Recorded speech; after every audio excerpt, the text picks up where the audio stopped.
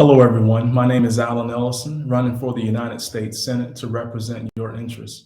I just want to thank you for joining us tonight for our Fridays for Florida virtual discussion on gun policy. We just wanted to have this conversation because there's so much going on in our country in terms of gun violence.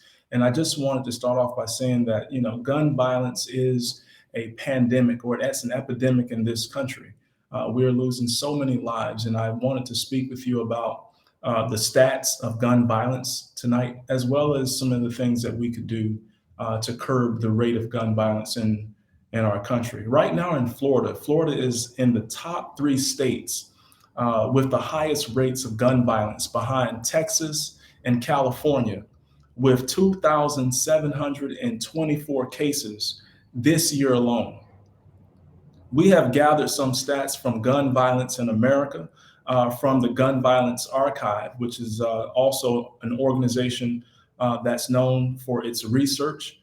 It's unaffiliated with any advocacy group or nonprofit entity. The organization was formed in 2013 to provide free online public access to accurate information about gun-related violence in the United States. GVA receives no public funding, and it's not funded by any type of entity. They basically gather information on gun violence and crimes, crime incidents, and collected information from 7,500 sources. And they do this daily. Incident reports and their sources are found at gunviolencearchive.org. So if you can, please visit that website to see more about what's going on with gun violence in the United States. Some of the stats that I was able to pull from their website when it comes to total number of gun violent deaths, this year alone, there were 41,324 deaths across the nation. When we break that down, it looks like this: homicides, murder, 19,082. Suicides, there were 22,242 suicides in America this year.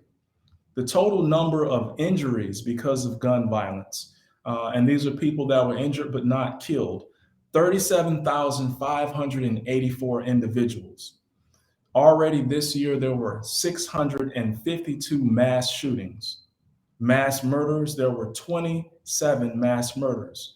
And the number of children that were killed by gun violence between the ages of 0 to 11 was 285 children. Those that were injured were 699. The number of teens that were killed between the ages of 12 and 17 was 1,120 teens. The ones that were injured, 3,136. The number of officers killed this year was 64. Officers injured this year by gun violence was 344 officers. Officers killed 1,223 people. Suspects injured by guns were 821. People who defended themselves killed 1,144 individuals. 1,861 people were shot unintentionally. So as you can see, we have a culture in this country that basically is engulfed in just violence, and especially gun violence. And that's why we wanted to have this conversation tonight, because there are a lot of things that we can do. And I agree with the Brady campaign on the idea that we need stronger, sensible gun laws to prevent tragedies, including those stem out of hatred and out of racism. Whenever gun violence makes the news, Americans are left wondering if there is anything that can be done to prevent these atrocities. So tonight we wanted to address these issues. There are leading organizations like Everytown, the Brady Campaign, the Prevention Institute, and they all invest countless hours in researching and devising policies to effectively address this issue. Here is a snapshot of what they have come up with. Sensible gun laws. Reduce easy access to dangerous weapons by banning high capacity magazines and bump stocks, requiring universal background checks without loopholes, instituting waiting periods, and reinstituting the assault weapons ban immediately. Number two, establish a culture of gun safety. As a nation with the most guns, we must take every measure to keep our people safe. We have to make sure that our families are safe. Reduce firearm access to youth and individuals who are at risk of hurting themselves or others.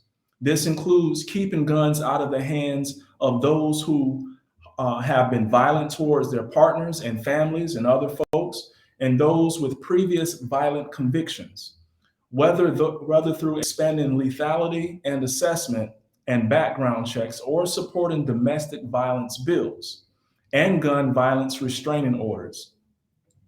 Hold the gun industry accountable and ensure there is adequate oversight over the marketing and sales of guns and ammunition. 5% of gun dealers sell 90% of the guns used in crimes and must be held accountable to a code of conduct. Further, states can pass laws requiring sellers to obtain state license, maintain records of sales, submit inspections, and fulfill other requirements.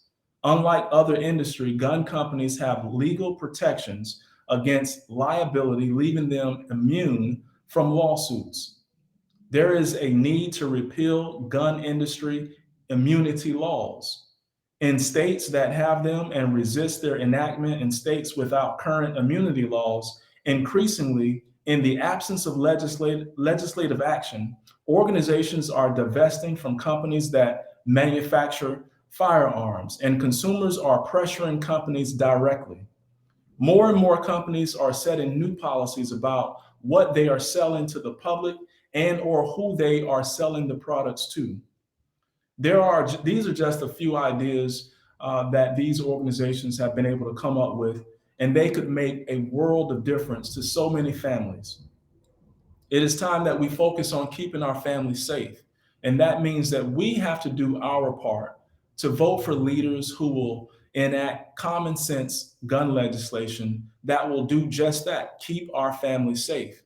And one of the things we have to do is we have to be better educated on all of the ways that we are unsafe.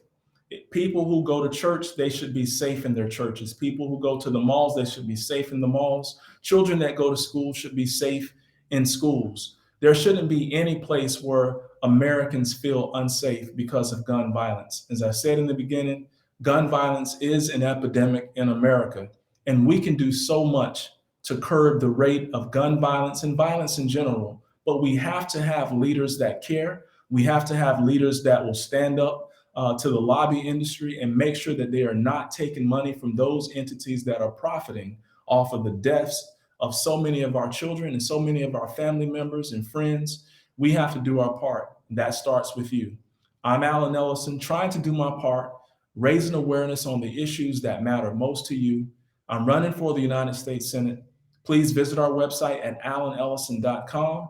I can't do this without you. Please join our team, join the movement, help us to reach further, help us to raise more awareness on gun violence in America. And more than that, help us to figure out policies that can actually help to bring the rate of gun violence down. It's up to all of us. We can't do this alone. It takes us all working together to make this a reality. I just want to thank you so much for taking the time to be here with us tonight for our Fridays for Florida conversation on gun policy. Please visit us next Friday for our Fridays for Florida conversation that we will be having. And at 7:30 tonight, I will be on Twitter having our Power Hour chat, where I will get a chance to answer any question that you have in under an hour. I look forward to hearing from you. Please bring your questions. We do this every Friday to engage with you so that you can get a chance to be heard and that I can get a chance to learn and work on solutions that will benefit your life.